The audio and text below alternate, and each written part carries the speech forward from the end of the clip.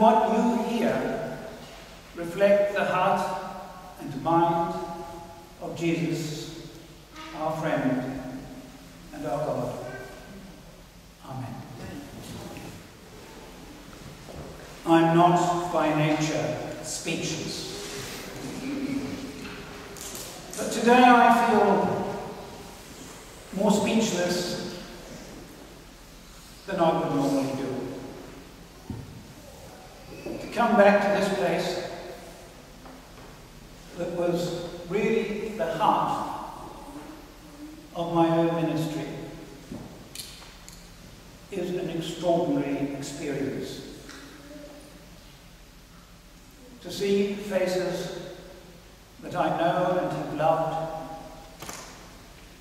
but to see many more whom I do not know, who attest to the life of this community, is a wonderful and extraordinary experience. And yet it doesn't seem that the years since 1981, when I left here, have been as many as they have. And of course, all those of us who remember me and whom I remember, we've all got older at more or less the same pace, though it all feels as though nothing much has changed. But I'm sure a great deal has changed, because we don't live in the same society, we don't live in the same context, because change, renewal, is of the nature of our existence. And even those of us who were here then are not what we were then. At least, I hope we are not. I hope we've changed. I hope we've grown and learned, maybe even become a little bit wiser. But we have to remember that the children who've gone out to Sunday school are probably wiser than many of us. That's biblical too. I'm lucky in the lessons that the liturgy provides us with today. I don't need to say, and will not say much about the gospel that I've just read and you've just read.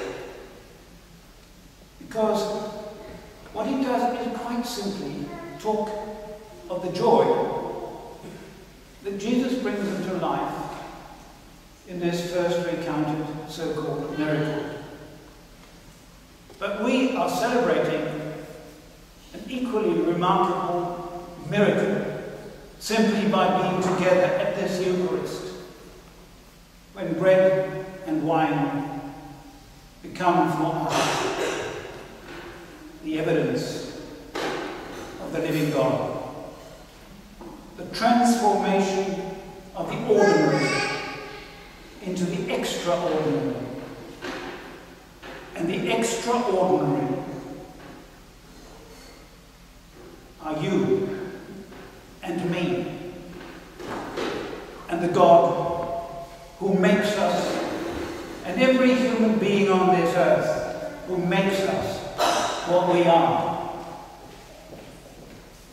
If you want to find God, then take the hand of your neighbor.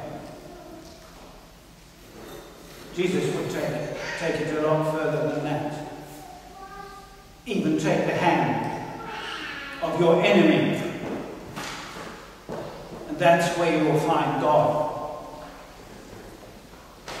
That's the mystery of the incarnation of the God who is at the heart of humanity.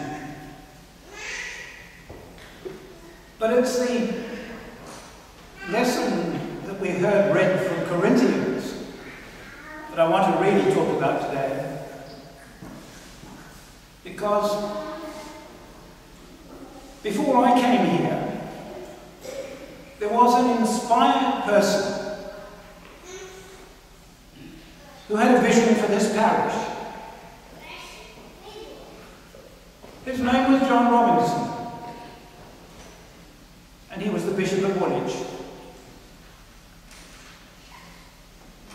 In fact, he wrote a paperback which made him the best known Anglican bishop in the whole world, for a while anyway. A paperback that asked radical questions about the nature of the church and the nature of life. And for a while, theology was talked about even in pubs, because people were reading John Robinson's radical vision of a world that needs to be changed by us in the way we need to be changed by God. And John had a vision for this particular parish. And he said to me, I want you to go there and go on doing all the things the Spirit enables you to do with the gifts you bring. But I want others to come with you.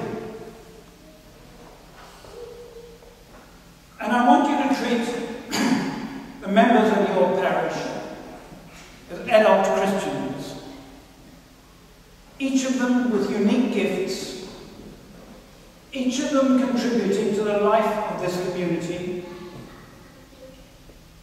but not turning around the life of the church, but committed to the life of the world outside. That's the vision he had, and he said, go to it, and there'll be a team of you, each of you, doing things for the world outside, so that the life of the parish will not turn around what the church is doing, but what each of its members are doing in the world outside. My particular gifts were in the world of relating politics to life,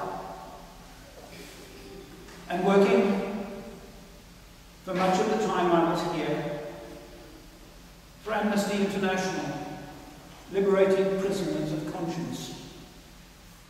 We, each of us, in that team that gathered, brought different gifts. But it wasn't just the clergy with their gifts.